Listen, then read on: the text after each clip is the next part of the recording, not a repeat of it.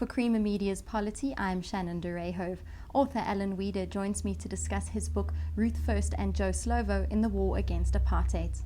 In the foreword to your book, author Nadine Gordimer refers to the relationship between Ruth First and Joe Slovo as being an amazing combination of two courageous people totally focused on the need to free South Africa. What is your comment on this powerful description?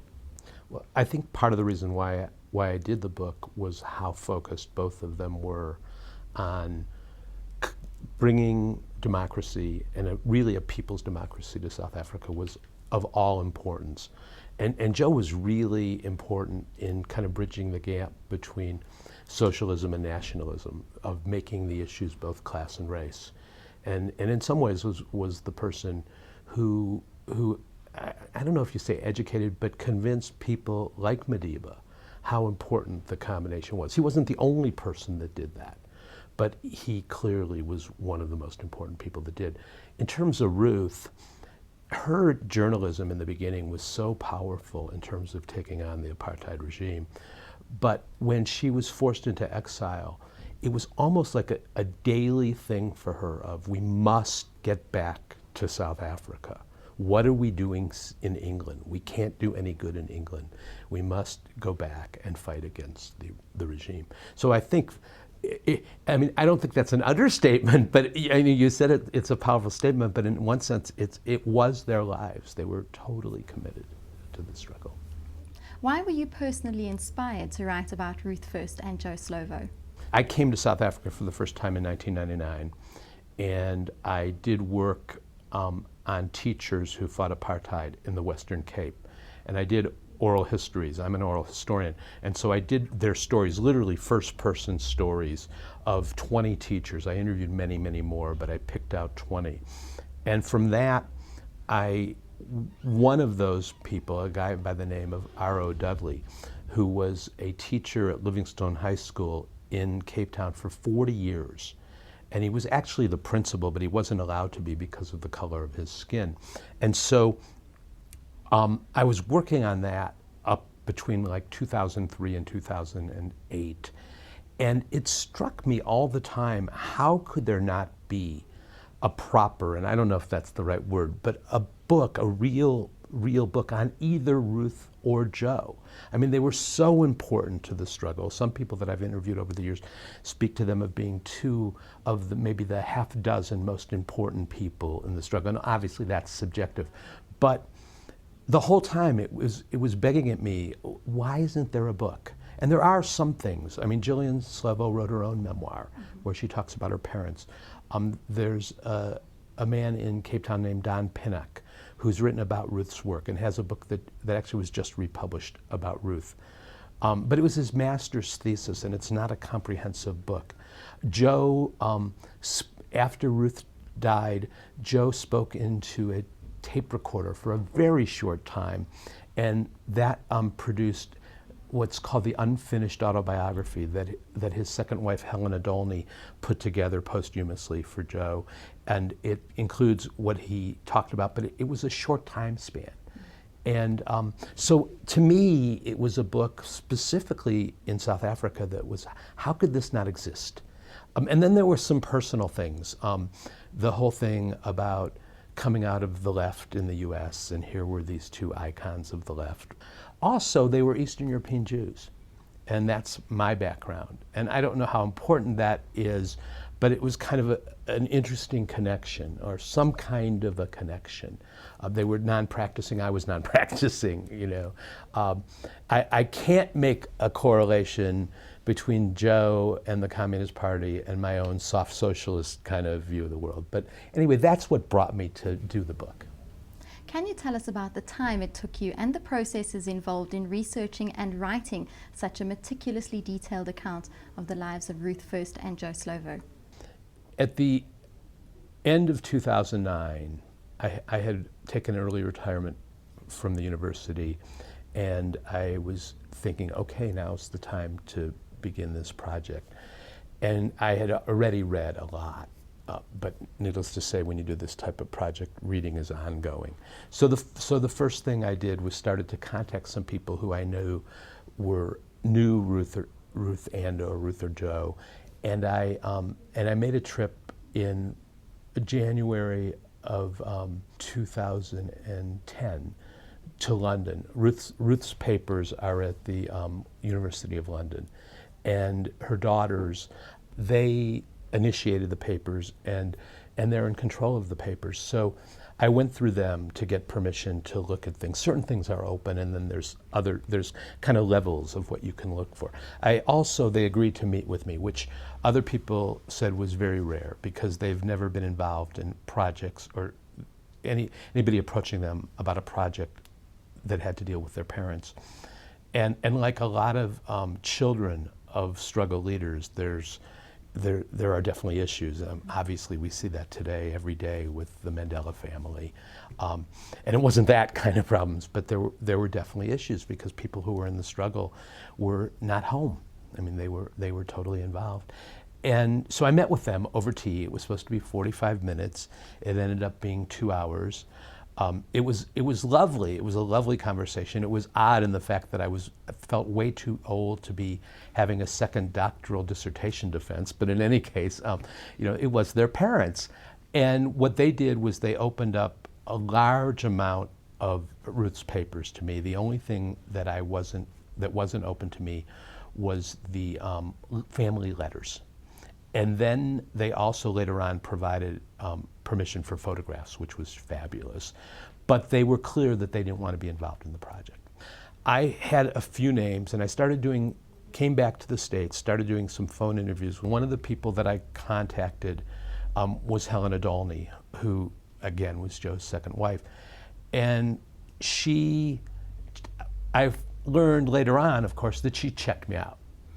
And she had a very close friend, and this is all part of the process, who had been at the launch of my book on R.O. Dudley. And she had been Dudley's student. Her name is Ganda Perez, and she was also the dentist for MK in Lusaka. And Dudley was the head of the Unity movement, and Joe Slovo and the Unity movement were, people didn't think well of each other. I guess that's the best way to put it. And so Helena is very close to Ganda, and Ganda talked about the book on Dudley and said, oh yeah, this is a great person to do it. And when that happened, Helena sent me a list of about 100 people, and with permission to use her name as an entree. And it just opened up.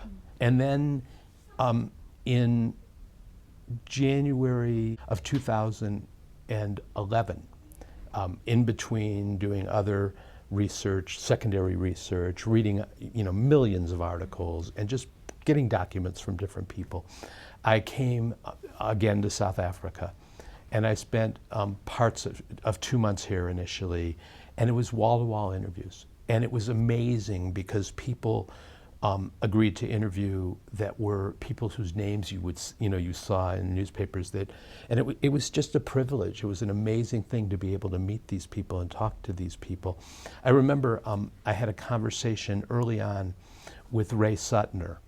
He said it might be very difficult to get ex-MK people to talk because they've talked almost never about what happened.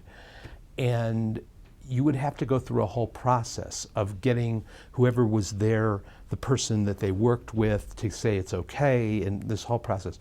Well, my first interview in South Africa, I arrived in Cape Town like at 9 p.m. And I had an interview the next morning at 9 with Ronnie Casrolls. We talked, and we hit it off right away because we both are crazed football fans, and we both support Arsenal. And for an American, that's a rare thing, So we shared tattoos, and it was just crazy, I mean, we didn't share the tattoos, but we had. And what I didn't know at the time, because I talked to him about MK, and he was pretty quiet about other people. But what I didn't know at the time, and he's never told me, but I know it happened, was that he opened it up, that he decided that it's time for people to talk about this. It's been a long time. Let's tell the stories. So I did that. I went back to the States. I transcribed hours and hours of interviews. They ranged from people who were Ruth first childhood friends to Joe's high school friends to their comrades underground. And so I think overall I interviewed 80 people, probably meaning that there are 125, 130 interviews in all. And so that's what this book is. From the early days in the 1940s and 1950s, what in your view was the chief inspiration or catalyst that resulted in Ruth first and Joe Slovo's commitment to being freedom fighters? Let me do Ruth first and then Joe, because Ruth's parents were both members of the Communist Party, and the Communist Party that ended up being banned in 1950. And Ruth's dad, Julius, I think at one time in 1924 might have been the president of the Communist Party. But their mother, Tilly, was intense.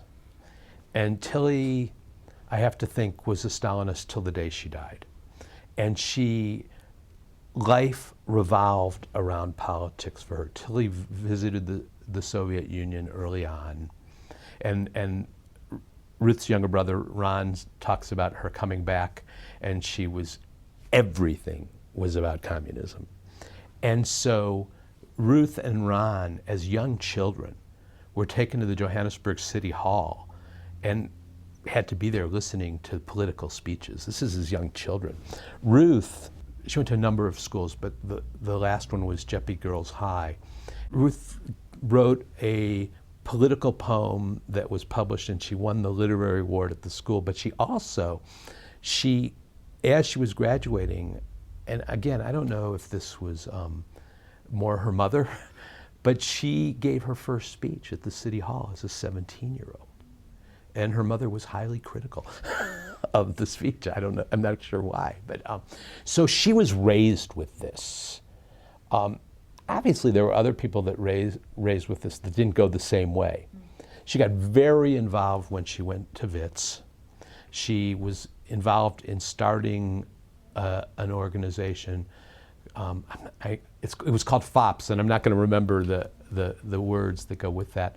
That was, some people thought was a front for the Young Socialist League, but there were clearly people in it that weren't. And Harold Wolpe was one of her friends and was one of the founders of this. And a guy who became well known in South Africa called Ishmael Meir. And there was a group of people, and there was a house where activists met on Colvard Avenue. And Ruth was part of that. And she, and subsequently Joe was too. But Mandela would be there, Sisulu would be there. And this is where they planned things. And so her politics at the university were both at the university and outside of the university. And she was going to meetings all the time. I mean, she started going to meetings in Standard 7, I think, with her and Myrtle Berman would ride their bikes to the Left Book Club meetings. So this was from birth for her, sort of. Joe was different. Joe came to South Africa when he was 10, and his father was already here. His mom died a year or two later, and they didn't have anything, and he kind of got shifted around with his dad to different rooming houses. There were these famous Jewish rooming houses in Johannesburg, and that's where they would stay. And then two things happened. One is he had a very, very influential teacher named O'Mara, who was who was very, very left and took Joe to meetings and nurtured his politics. The other was he had to quit school, and he went to work and found himself organizing workers, both black workers and white workers. And things struck him. For example, he worked hard on a white workers' strike, and they got wage increases, but the black workers didn't. And they had a politic for black workers in the black toilet area because they couldn't do it outside. And so so there were other things, but that kind of brought it to him. And then he went to World War II, and it wasn't as if I don't think he ever fought. I think they were called the Chair Corps. You know, they kind of are there. And he was in Italy. And he came back, and there was the Springbok Legion, which was an important group of soldiers that were political. and he was part of that and came to the university, to Wits, and got into law school even though he didn't have a high school degree. There was a provision for returning veterans, and they swamped the place. I mean, the numbers were incredible.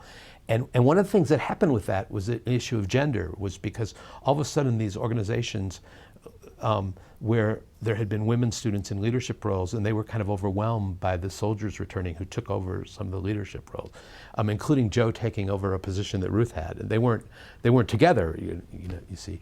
But so I think it's kind of a different way of rising. You asked about the 40s, and that's when they were in school. And by the middle of the 40s, there was a huge mining strike, and it politicized people intensely. At that point, Joe was still in law school, but he was starting to be called to do some trials around the country to second advocates and attorneys and they were all about racism. And Ruth, at a young age, became the Johannesburg editor of the Guardian newspapers, which were the left-wing newspapers in South Africa. And maybe, I mean, they weren't officially part of the Communist Party of South Africa, but they probably were. What, in your opinion, were Ruth First and Joe Slovo's chief contributions to the struggle against apartheid? There's a quote from Joe saying that, and I don't think he's right on this, by the way, but it's interesting, saying that Ruth's major gift to the struggle was her writing in the 50s, her journalism in the 50s. And it was incredibly important. I mean, she took on apartheid throughout the entire country, in Bethel outside of Johannesburg, and took on slave labor conditions and just revealed things that weren't in papers ever. And she also got very involved with the ANC women's organizations, so she was kind of a campaigning journalist and an activist journalist. She was out there as well as writing. But throughout her life, the things that she did, whether it be speeches in London for the anti-apartheid organization, or her writings, which, I mean, her book, The Barrel of a Gun, takes on the new supposed democracies on the continent. And it's a great lesson for today in South Africa of when power forgets that there's really people. And right up till the end, she believed that her work in Maputo in Mozambique was going to be important in terms of showing the way and setting up models for South Africa when the struggle wins. So she was involved in so many ways. Joe, I mean, everyone I spoke to talked about Joe Slovo in two different ways. One way was that Joe Slovo was clearly a revolutionary. I mean, Ruth had the headlines in London, "I am a revolutionary," but Joe lived it every day. He lived it in terms of what he wrote, and he wrote a lot. Nobody thinks about that very often. He lived it in terms of being the head of the underground army, starting in 1976 in Angola. He lived it as he led something that was called Special Operations, which was the group that came into the country and met with people who were already taking on the government in the country, and they blew up the Sasol refineries. Joe was in charge of that.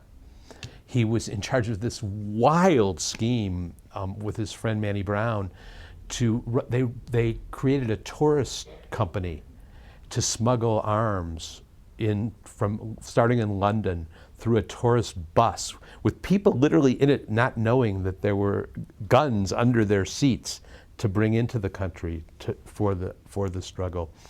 So that was one side of Joe. The other side was that Joe could and would talk with anyone. He totally believed in interaction. He was very tough in terms tactically, and he never, ever lost the focus of the important thing is a democratic, and for him a democratic meant a democratic socialist South Africa. Ruth First and Joe Slovo seemed to enjoy a vibrant social life in Johannesburg in the early days before exile. Did any of their social, as opposed to socialist, exploits stand out in your mind? For Joe, let's forget about before exile, but he had, after Ruth was assassinated, he had this amazing practice that blended social and political, because he obviously was extremely lonely, and he was grieving, but he did this thing that his friends ended up calling Route 66, where he would visit people every night in Maputo. I mean, he'd go from house to house, and he'd eat and drink and talk and play the guitar, not very well, by the way, and so he was out there all the time, even in the camps. Ronnie Casrels tells me this great story that they would listen. He had a small radio, and he'd come. He didn't live in the camps, but he would come and spend time there. And he talked about them listening to British football with this little radio, and if Arsenal lost their game, Ronnie was depressed for a few days. If Chelsea lost, because Joe was a Chelsea fan, I think simply because he had a friend in London who had season tickets and took him to the games, you know, but he would be depressed. And he talked about being depressed, you know, oh gosh, how could they lose? He's in the jungle in the armed struggle, okay? They were known for their parties in South Africa, and it was a Johannesburg group, you know, and it was pretty normal. I mean, you know, swimming on Sunday afternoons at Bram and Molly Fisher's pool with everybody's kids. The only thing that wasn't normal about it was non-racial. That was the only thing that wasn't normal about it in South Africa. Ruth, to me, appeared to always have, throughout her life, very close women friends. And one of the first was Myrtle Berman, who I already mentioned, who's still alive and lives in Cape Town. Another was a woman called Zena, I'm talking about early on, was a woman called Zena, in the US Stein, here Stain, and she, her and Myrtle and Ruth had their children at the same time, so they kind of shared clothes and very normal stuff, okay?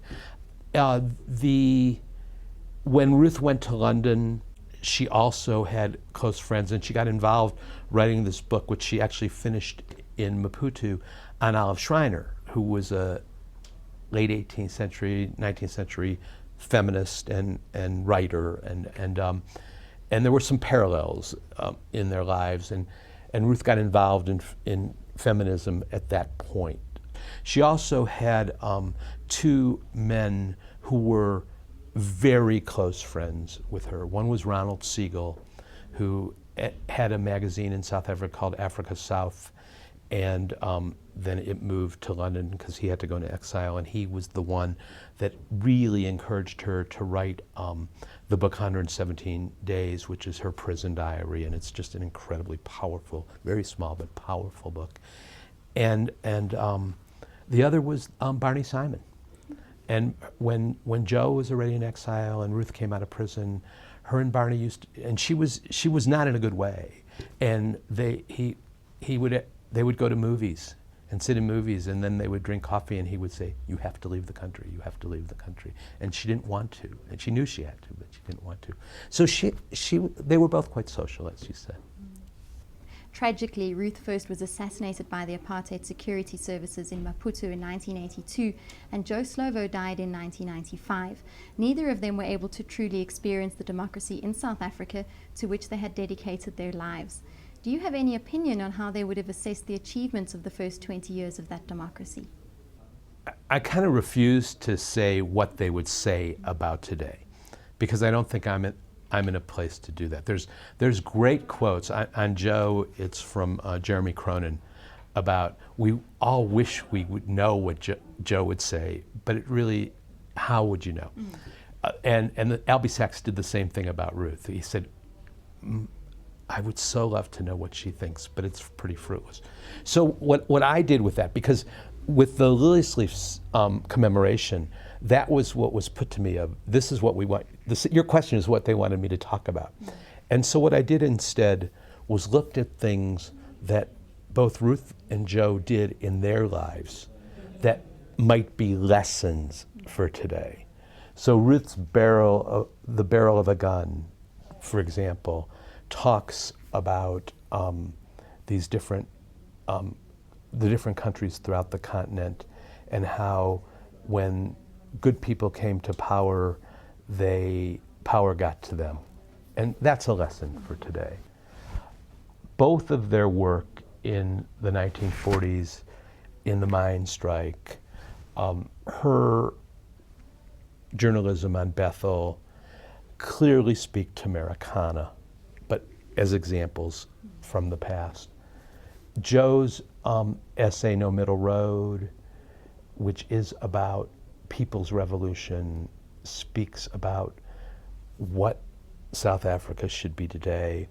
And his little pamphlet, Has Socialism Failed?, where he clearly goes out of his way to make sure he's not saying that capitalism is better than socialism, but talks over and over again that you can't have socialism without democracy, and democracy means it's from the bottom up, it's people.